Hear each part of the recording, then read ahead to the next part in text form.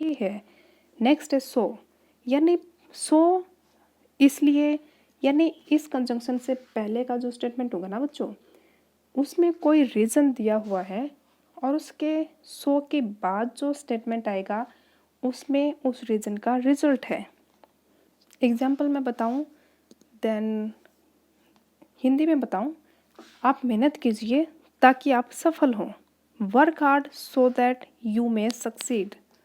सो और देयरफॉर एक ही जैसे कंजंक्शन है बच्चों। Back to question, Aakash is hard working so he will succeed. Aakash hard working है इसलिए वह सफल हो जाएगा। हो सकता है बच्चों आपकी हेल्प बुक में दूसरे कंजंक्शन दिए हों, लेकिन अगर मीनिंगफुल है तो हम दूसरे कंजंक्शन भी लगा सकते हैं। तो मेरे हिसाब से इसमें कंजंक्शन आना चाहिए सो, देयरफॉर, एंड भी इसमें लगा सकते हैं। नेक्स्ट आपका my grandmother was ill. मेरे दादी जी बीमार थी। बाय द वे इंग्लिश में ग्रैंड मदर दादी के लिए भी आता है और नानी के लिए भी आता है। आप जो भी कह सकते हैं, मैंने इसमें दादी यूज़ किया है। मेरी दादी जी बीमार थी। I went to the hospital to attend her. मैं उनसे मिलने गई हॉस्पिटल में। बच्चों इसमें कंजंक्शन देखिए कैसे होगा। मेरी दादी जी बीमार थी, फिर भी मैं हॉस्पिटल में उनसे मिलने गई। ये कॉन्ट्राडिक्शन हो जाएगा ना कि बीमार थे और फिर भी मिलने गई, बात नहीं हुई ना। ग्रामर के हिसाब से ठीक है, आपने कंजंक्शन लगा दिया, लेकिन मीनिंगफुल वो नहीं है। आपने कुछ ऐसा कंजंक्शन लगाना है जो दोनों सेंटेंसेस के हिसाब से स्टेबल हो, जो मीनिंगफुल हो।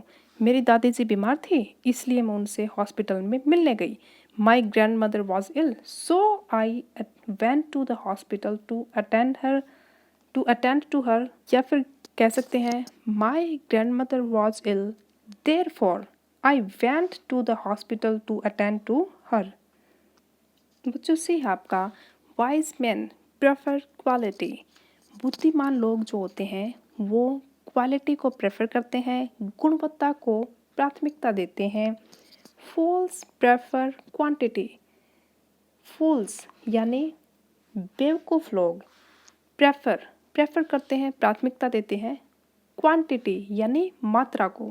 बच्चों दो आपके स्टेटमेंट हैं और दोनों में अलग अलग मीनिंग है कि एक तरफ बुद्धिमान लोगों की बात की गई है, दूसरी तरफ आपके फूल्स यानी बेवकूफ़ लोगों की बात की गई है। यानी एक जैसे सेंटेंस नहीं है, दोनों कॉन्ट्राडिक्शन है, यानी उनमें विरोधाभास है कि जी बुद्धिमान लोग तो क्वालिटी की बात करते हैं, जबकि आपके फूल्स हैं, मूर्ख लोग जो हैं वो मात्रा की बात करते हैं। तो बच्चों इसमें वाइल जबकि एक स्टेबल कंजंक्शन है। Wise man prefer quality while fools prefer quantity. बाकी आपकी हेल्प बुक में हो सकता है कोई दूसरा मीनिंगफुल कंजंक्शन दिया हो। अब बच्चों अगर आपको लगता है कि उसके अलावा भी कोई मीनिंगफुल कंजंक्शन उसमें यूज़ हो सकता है, if you are confident only then you can use it. Next है we loved her we honoured her, कि हम उनसे प्यार करते हैं इसलिए हमने उनके रिस्पेक्ट की। बच्चों वी लव्ड हर, मान लीजिए ये आपके घर में आपकी मान लीजिए दादी जी के बारे में बात है कि वी लव्ड हर, हमने अपनी दादी जी से प्यार किया। वी ऑनर्ड हर, हमने उनकी रिस्पेक्ट की। बच्चों रिस्पेक्ट की तभी तो आप उनसे प्यार करते थे ना, और प्यार करते थे तभी तो आप उनकी रिस्पेक्ट करते थे ना, यानी करते हो। यानी we loved her as we honoured her. बच्चों इसमें रीजन की बात है कि एक काम हमने किया, उसका रीज़न ये था कि नेक्स्ट काम हमने किया। यानी कोई ऐसा कंजंक्शन लगाना है जिसमें रीजन की बात हो, वजह की बात हो। बच्चों आपका कंजंक्शन एज है ना, ये दो टाइप से यूज़ होता है। एक तो आपका कंपैरिजन के लिए कि जैसे ये है वैसे ये है, सेम एज, सो एज। एक एज आपका रीज़न के लिए, वजह के लिए, कारण के लिए यूज़ होता है। ऐसा हुआ क्योंकि ऐसा था, यानी बिकॉज की जगह पर एज आता है। बच्चों जब आप स्टेटमेंट में एज को पढ़ेंगे तो आपके समझ में आएगा। बेस्ट तरीका यही है कि कोई भी किसी भी टाइप का आपका टॉपिक है उसके एग्जाम्पल्स आप बार बार पढ़ लीजिए तो आपका वो टॉपिक क्लियर हो जाएगा। नेक्स्ट है my mother give me an umbrella, मेरी माता जी ने मुझे छाता दिया। नेक्स्ट इट वॉज रेनिंग, बारिश हो रही थी। बच्चों आपके फर्स्ट स्टेटमेंट में है कि कोई एक्शन हुआ, मेरी माता जी ने मुझे छाता दिया। नेक्स्ट है बारिश हो रही थी, यानी बारिश हो रही थी इसीलिए छाता दिया ना, यानी कोई एक्टिविटी सेकंड टाइम पे कोई हैपनिंग हुई, कोई इवेंट है, उसकी वजह उससे पहले वाला स्टेटमेंट था, यानी वजह बताई गई है। तो इसका कंजंक्शन बनेगा आपका my mother gave me an umbrella because it was raining या एज इट वॉज रेनिंग, क्योंकि बारिश हो रही थी इसलिए छाता दिया।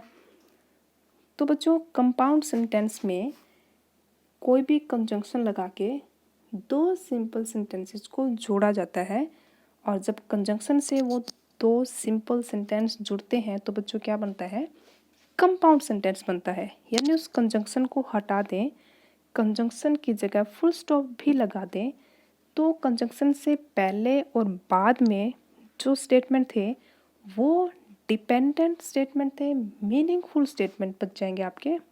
बच्चों नेक्स्ट है F, Ram worked all day, Ram ने पूरा दिन काम किया। He did not finish his work, फिर उसने अपना काम फिनिश नहीं किया, ख़त्म नहीं किया। बच्चों दो टाइप हैं, एक में दो सेंटेंस में आपके, एक में कोई बात बताएगी कि राम ने काम किया, नेक्स्ट है उसने फिनिश नहीं किया काम। यानी हिंदी में अगर बताएं तो राम ने पूरे दिन काम किया फिर भी काम फिनिश नहीं किया। दूसरे अगर मैं कहूँ राम ने पूरे दिन काम किया इसलिए उसने काम फिनिश नहीं किया, तो बच्चों सेकंड टाइम जो बोला वो कॉन्ट्राडिक्शन हो जाएगा ना, कि पूरे दिन काम किया इसलिए काम फिनिश नहीं हुआ, तो एक गलत हो जाएगा ना कि और राम ने पूरे दिन काम किया फिर भी उसने काम अपना फिनिश नहीं किया, कंप्लीट नहीं किया, ख़त्म नहीं किया। ये वजह सही है। Ram worked all day still he didn't finish his work, फिर भी उसने अपना काम फिनिश नहीं किया। बाकी आप आपके हेल्प बुक में देख लीजिए क्या उसमें कंजंक्शन दिया हुआ है। नेक्स्ट है बच्चों GHIJ एग्जाम्पल्स आप खुद करेंगे, मैं सिर्फ आपको इनके मीनिंग समझाऊंगी और आप अपनी कॉमन सेंस यूज़ करके स्टेबल कंजंक्शन लगाएंगे। नेक्स्ट है परमेंद्र वाज स्टडिंग, परमेंद्र पढ़ रहा था। Paramesh was playing cricket, Paramesh cricket खेल रहा था।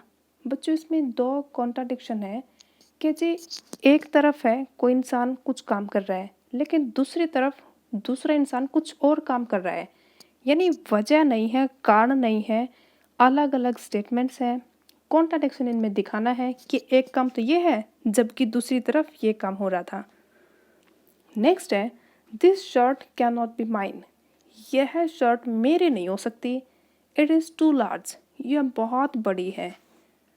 बच्चों इसमें कॉन्ट्राडिक्शन है एक टाइप से कि जी ये शर्ट मेरी नहीं हो सकती क्योंकि बहुत बड़ी है, वजह दी गई है ना कि मेरी क्यों नहीं हो सकती। बच्चों इट इज़ टू लार्ज, यह बहुत बड़ी है।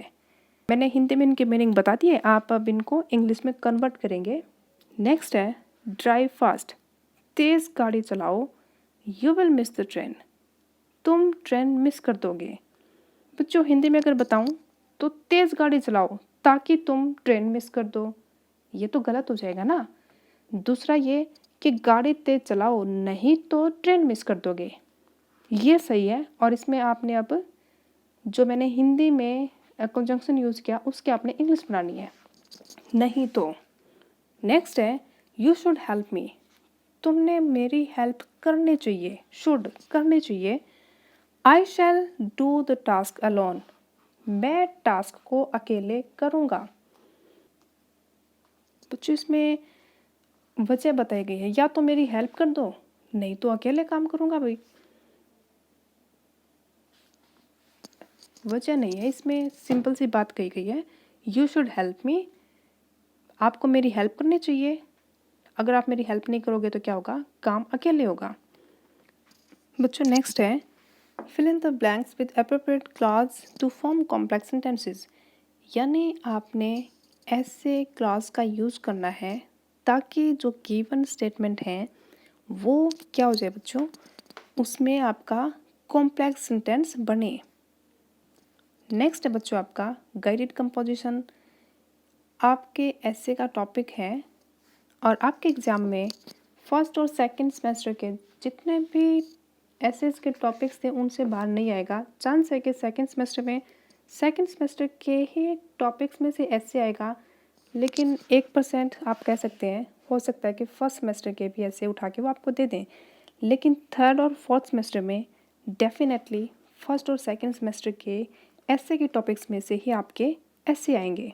बच्चों आज की वीडियो इतने ही, और आप अपने एक्सरसाइज की बार बार रिवीजन कीजिए, आपको डेफिनेटली समझ में आएगा।